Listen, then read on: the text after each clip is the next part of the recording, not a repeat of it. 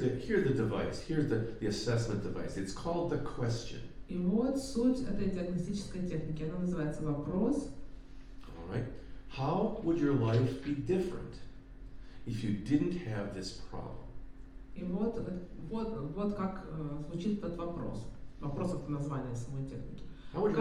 Как ваша жизнь, насколько бы она отличалась, если бы у вас не было этой проблемы?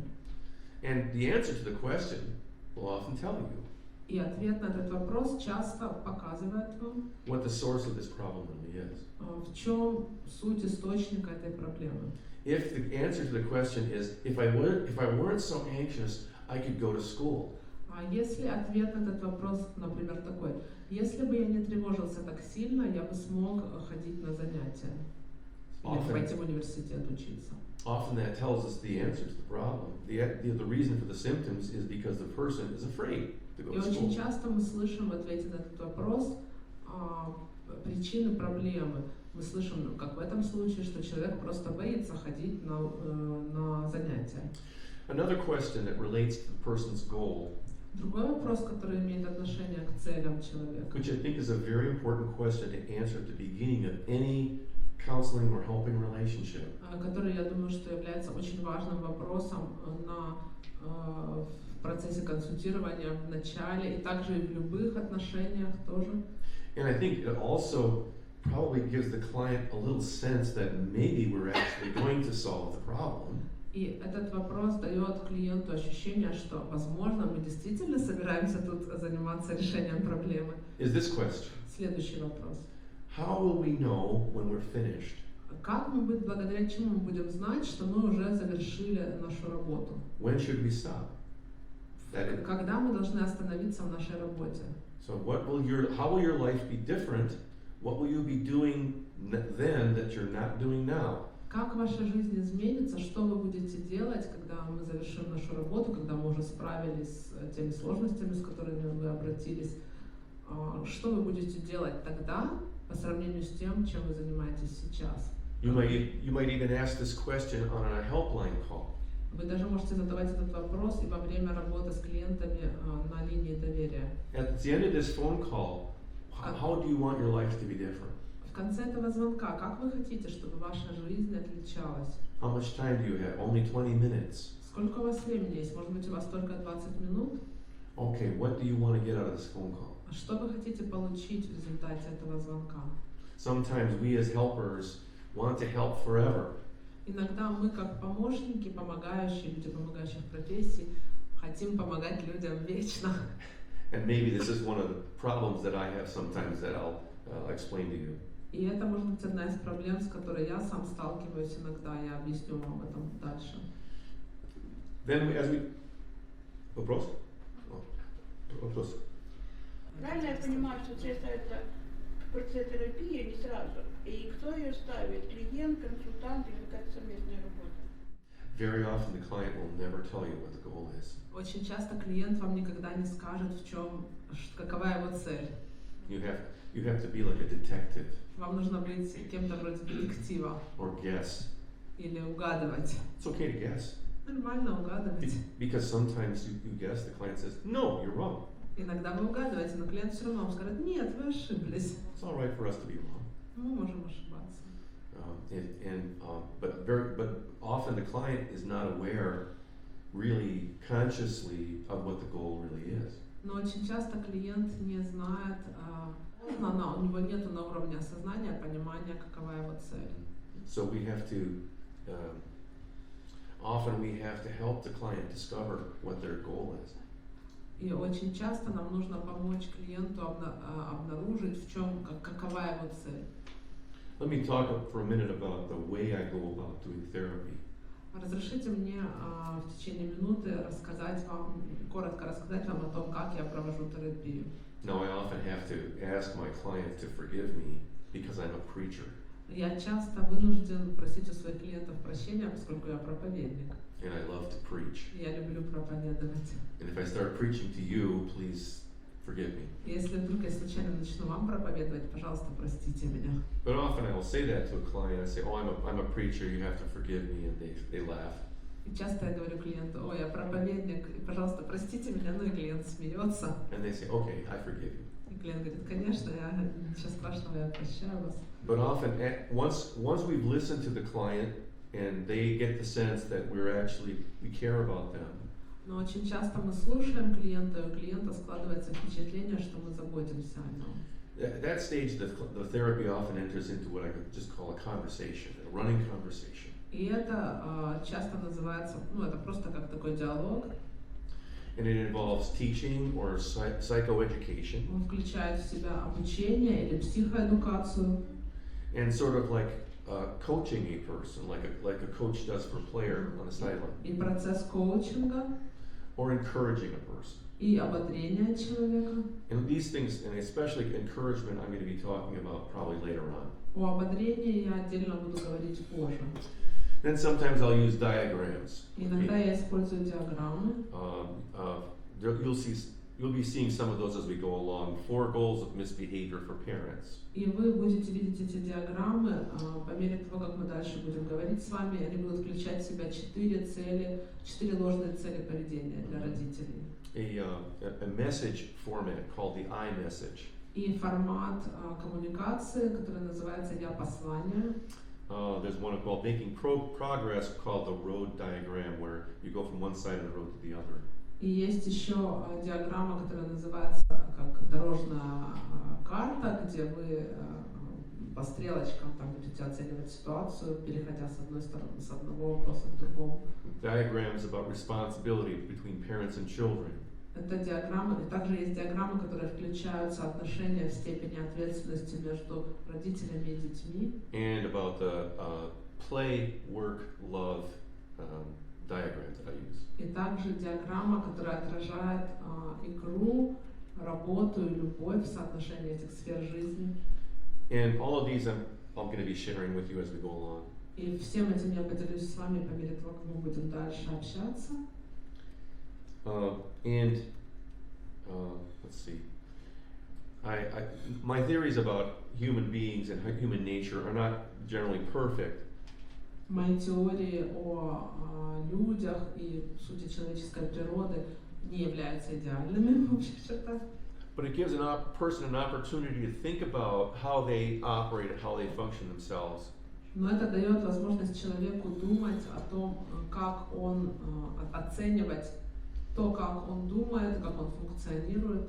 And it helps them to think that maybe there's a logic to why they're operating the way they are.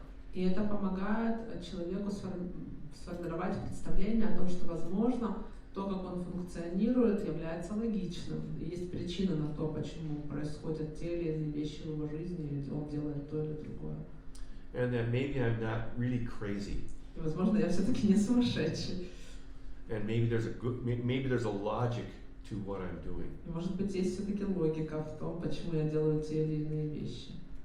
I'd like to talk about encouragement for a while. Давайте поговорим об ободрении некоторое время. I try not to get too emotional about a client's symptoms. Я стараюсь не вовлекаться слишком сильно, не становиться слишком эмоционально реагирующим на симптомы, которые демонстрирует клиент. It's like, well, when you go to your doctor, Когда вы идете к доктору, and you show him a problem that you have with your body, и вы рассказываете ему о проблеме, которая у вас есть с вашим телом, you don't want your doctor to say, I've never seen this before. и вам очень не хочется, чтобы ваш доктор вдруг вам сказал: боже, я такого никогда не видел. Because if your doctor is worried, Потому что then если ваш доктор волнуется, it's like, well, I came to you because I want to help, right? то вы себя не очень комфортно чувствуете. Вы ведь приходите к доктору именно потому, что вы ожидаете помощи от него. So if I can convey a sense of confidence to the И people, если я могу передать людям чувство уверенности, they can help them to understand that at least someone's in control today. это может помочь человеку понимать, что хотя бы кто-то здесь чувствует контроль над тем, что происходит в этом процессе. And that maybe they can be in control too. И тогда у человека может возникать надежда, что, возможно, он тоже сможет обрести этот контроль. And I also try to talk about a person more, talk about a client more about what they do than what they have. И я также стараюсь говорить с клиентом больше о том, что он делает, и акцентировать больше внимания на том, что он делает, в сравнении с тем, что он имеет. For example, I don't like to say you have depression or you have anxiety, Я не люблю говорить человеку, у вас депрессия или у вас тревожность, or even you have an anger problem. или у вас есть проблемы с гневом. Rather, I'd like to say you act in a particular way, or you act in a depressed fashion, or you act in another way. Гораздо больше мне нравится говорить, вы ведете себя так, как будто вы проявляете депрессивные признаки в вашем поведении, вы ведете себя определенным образом. Это похоже на то, что Because поведение определенного типа.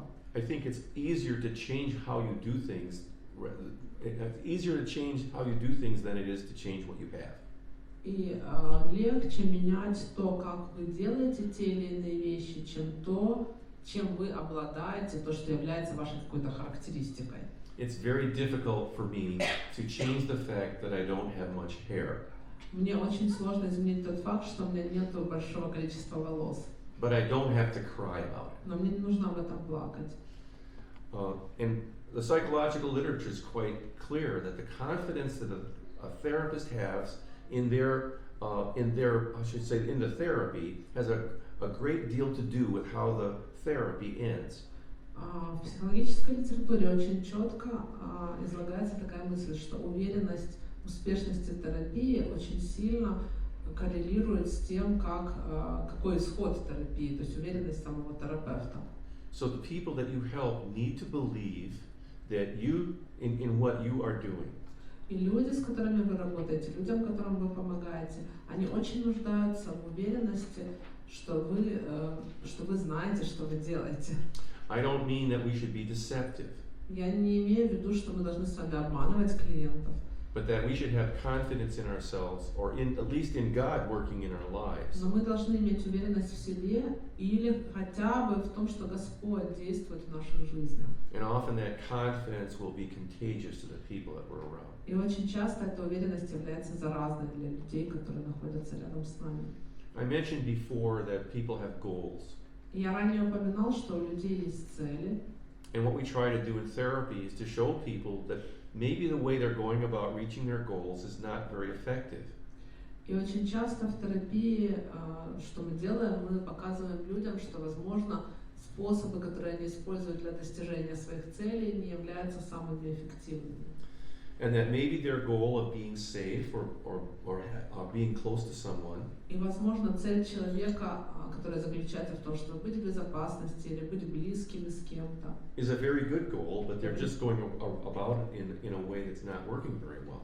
возможно, это очень хорошая цель, но, возможно, человек ведет себя так, что он обходит эту цель, и он не способствует достижению этой цели. And sometimes making very small changes can have a very big effect.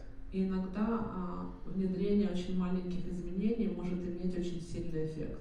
And as a therapist, I'll often applaud very small changes. И как терапевт я очень часто ободряю в клиентах очень маленькие изменения и аплодирую им за эти изменения. Because the client may feel very much like a failure in everything. Поскольку клиент может чувствовать себя неудачником во всем. I mentioned before about the word of encouragement. Раньше я упоминал вам такое слово, как ободрение. And encouragement doesn't come from me telling the client how to do everything. Ободрение не происходит из того, что я говорю клиенту, как ему нужно делать то, что он делает, все, что он делает. It doesn't come from me telling them how to solve their problem every time they call me. Оно не происходит из того, что я говорю клиенту, как ему решать его проблему каждый раз, когда он звонит мне. Encouragement or courage Ободрение или смелость comes from doing things that are difficult. происходит из того, что мы делаем то, что нам тяжело делать. And it doesn't come from me. И оно не исходит не от меня. It comes from inside the person. Оно возникает, эта смелость возникает в самом человеке. And all I'm doing is recognizing the courage that the person is showing. И все, что я делаю, заключается в том, что я уже признаю ту смелость, которую человек уже показывает, демонстрирует. And I also try not to be too demonstrative. И я также стремлюсь к тому, чтобы не быть чрезмерно демонстративным. For one thing, it probably doesn't go with my personality very well. И это то, что не очень хорошо сочетается, во-первых, с особенностями моей личности. And so people might think that I'm really not being genuine, И люди могут начать думать, что я не очень искренний. or that I'm being paternalistic, too much like a father. Или что я такой проявляю чрезмерный патернализм, чересчур веду себя как такой отец, знающий. And along with that, I try to hold back my desire to want to help them solve the problem. И при этом я стремлюсь немножко сдерживать мое желание помочь людям решать их проблемы. And to try to trust them that they're going to fight with the problem a little while.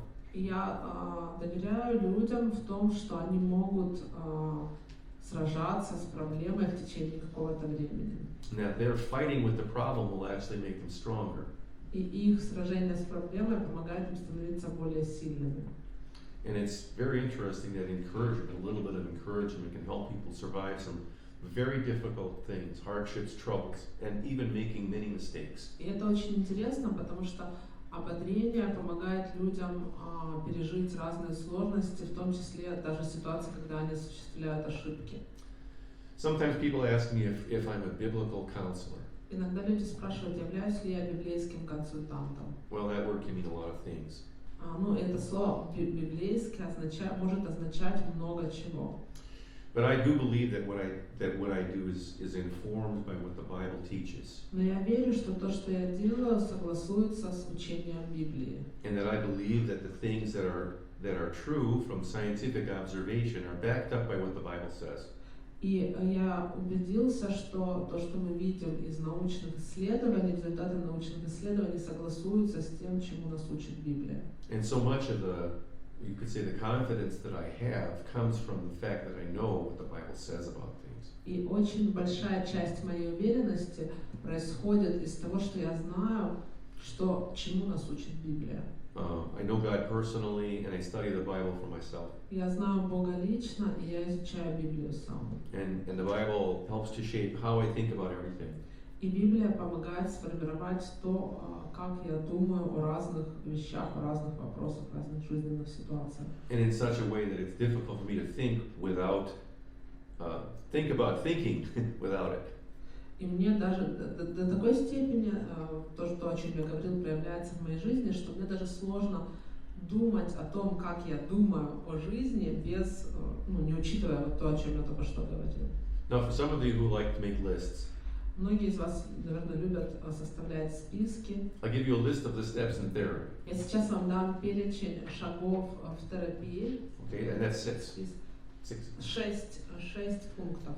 Okay, the first step is to build rapport, Первый шаг – это установление рапорта. which is in other words, just simply to get to know the person in such a way that you can have a friendly working relationship. Ну и суть его заключается в том, чтобы, когда вы знакомитесь с человеком, вести себя, узнаете человека, вы ведете себя так, чтобы сформировать дружественные отношения, способствующие работе. And it involves being comfortable yourself and making the client comfortable around you. Это включает в себя ощущение себя в комфорте, ваш собственный комфорт и ваше поведение, способствующее тому, чтобы клиенту тоже было комфортно находиться рядом с вами. And there are entire classes about rapport building, and I don't want to go through a whole one right here. И есть целые классы, целые курсы, обучающие, посвященные установлению рапорта. Ну, я не буду много углубляться в это сейчас. So it, for instance, can begin at the minute that the person comes through the door. Но, к примеру, это все начинается, установление контакта или рапорта начинается с момента, когда человек заходит в двери вашего кабинета. Or probably for most of us, from the very first time you talk on the telephone. И для многих из вас, возможно, даже с самого раннего, самого первого момента, когда вы начинаете с человеком говорить по телефону. So I suppose for so many of you who work mainly on the telephone, И я понимаю, что для многих из вас, кто работает в основном по телефону, that takes away a lot of the things you can use to help to build rapport. Вы используете много чего уже в работе по телефону для того, что способствует вам в построении этого рапорта или контакта. Because they can't see you. they can't feel how warm the room is. Поскольку клиент не может видеть вас, он не может почувствовать комфорт They can't, из-за тепла в комнате. they can't smell the coffee. Они не могут почувствовать аромат кофе. So those familiar things that people may be used to, all you have is your voice on the phone. И вам приходится обходиться без всех этих многих вещей, к которым люди привыкли. Вам приходится обходиться, используя только те средства, которые вы можете, работая по телефону. But I'm going to assume that I don't have to teach most of you who work on the phone how to do that. Но я предполагаю, что мне не нужно обучать многих из вас, кто так работает по телефону, как это делать. But the next part, the next step in the therapeutic process for me is to establish a therapeutic relationship. Но следующие шаги в терапевтическом процессе заключаются в том, чтобы устанавливать терапевтические отношения. Second step. Да, установление терапевтических отношений, второй пункт. And some people will call this establishing a therapeutic alliance. И в некоторой литературе этот шаг называется установление терапевтического альянса. And it's important to pay attention to this therapeutic relationship all the way through therapy. И очень важно уделять внимание этим терапевтическим отношениям в течение всего курса терапии. It's one of the reasons why we ask a person how is it going at the beginning of every session. И это одна из причин, почему мы спрашиваем человека, как про его состояние в начале каждой последующей сессии. Because something may have happened in between our session Потому что что-то может происходить между сессиями, that has changed the person's life. что-то, что меняет жизнь человека. Or I may have said something in the last session that's damaged the relationship. Или же я мог сказать что-то на одной из прошлых сессий, что могло повредить отношения. And so I need to remain sensitive to whether or not we are still moving in the same direction. И мне нужно оставаться чувствительным, открытым к тому, почему мы двигаемся к тому, как мы двигаемся в нужном направлении. And that therapeutic relationship has a lot to do with that goal I was talking about И эти before. терапевтические отношения очень сильно связаны с целями работы. Or how will we know when we're finished? Или же и с вопросом, благодаря чему мы будем знать, что мы уже осуществили нашу работу. It may be that I don't realize that we're already finished. Может быть, что я еще не осознал, что мы уже завершили нашу работу. And that the person has gotten everything from me that they wanted. И что человек получил от меня уже все, в чем он нуждался, все, чего он хотел. But they're still coming to see me because they want to be polite, they want me to feel good. Но этот человек все равно приходит на консультации ко мне просто потому, что он хочет вести себя прилично и хочет, чтобы я себя хорошо чувствовал. Or it may be that their goal really has changed. Или, может быть, цель человека уже поменялась. That now that they see their life in a little different light, they're moving it slightly in a different direction. И, возможно, сам человек рассматривает свою жизнь немного в другом свете. And if I'm not careful, we'll be like two ships in the ocean that will start going in slightly different directions. И если я не веду себя достаточно бережным, то мы можем быть как два корабля в океане, которые плывут в разных направлениях. So that therapeutic relationship is something we need to pay attention to all the way through our relationship with each other. Терапевтические отношения являются чем-то, на что нам нужно хорошо обращать внимание в течение всего времени работы с клиентом. All right, that's step 2. Step 3 is assessment. Это был шаг 2. Теперь шаг 3.